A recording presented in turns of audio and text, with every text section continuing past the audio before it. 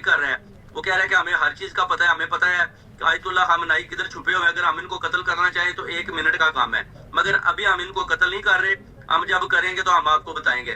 یعنی یہ صرف اور صرف ڈراوا دے رہا ہے. تو شاہ صاحب آیت اللہ سیستانی صاحب کا فتویٰ آ گیا ہے کہ جو اس نے دھمکی دیا ہے آیت اللہ علی خامنہئی صاحب کے حوالے سے, آیت اللہ خامنہئی صاحب کے حوالے سے جو آپ دیکھیں کہ ٹرمپ کو 100 سال قید بھی تو انہوں نے دی ہوئی ہے نا ایرانی عدالت میں, اگر آپ دیکھتے ہیں تو آلریڈی ادھر بھی اپنا سزا یافتہ ہے. تو شاہ صاحب یہ بھی بتائیں کہ بین الاقوامی جو قوتیں ہیں, چائنا, روس, فرانس, وہ اس کو کہہ رہی ہیں صلح کرو, امن لاؤ. یہ ان کو الٹے جواب دیتا ہے کہ پہلے اپنے گھر کو دیکھو, جیسے رشیا کو اس نے کہا کہ پہلے یوکرین کو دیکھو پھر ہماری طرف آنا. چائنا کو دھمکیاں دیتا رہتا ہے, کبھی اس کو کہتا ہے 56% تمہارے پہ ڈیوٹی لگا دوں گا, بعد میں جہاں کی طرف بیٹھ جاتا ہے, پھر کہتا ہے ٹھیک ہے جیسے چل رہا ہے ویسے ہی چلنے دے. کیا کہتے ہیں آپ عالمی تناظر میں؟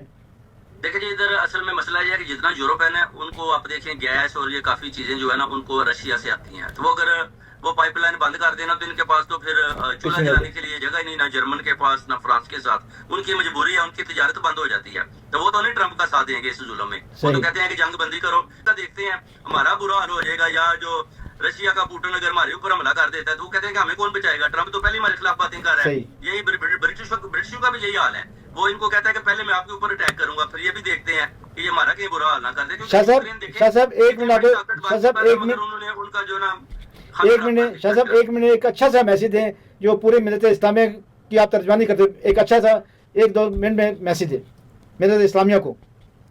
جی دیکھیں جی, امت مسلمہ کو میں تو میسج دیتا ہوں کہ ابھی آپ کے پاس ایک اتنا اچھا موقع ہے کہ آپ ایران کے ساتھ کھڑے ہو جائیں, کیونکہ جتنے بھی اوورسیز کمیونٹی ہے, جتنے بھی باہر کے ممالک آپ دیکھ لیں, سب کا جو ہے نا اپنا سارے ایران کے ساتھ کھڑے ہوئے ہیں, اور ان کا دل بھی ایران کے ساتھ دھڑکتا ہے. اس لیے جتنے بھی کنٹریز ہیں ان کو پیغام ہے کہ جناب ایران کا ساتھ دیں.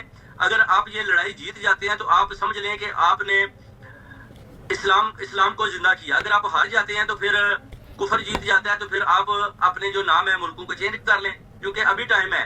اس ٹائم اگر آپ ایران کے ساتھ دھوکہ کریں گے, ان کا ساتھ نہیں دیں گے, تو آپ کہہ لیں کہ آپ اپنے اسلام کے ساتھ دھوکہ کر رہے ہیں. یہی ٹائم ہے, بڑی اچھی بات کی آپ نے. آپ ایران کے ساتھ شانہ بشانہ کھڑے ہو جائیں.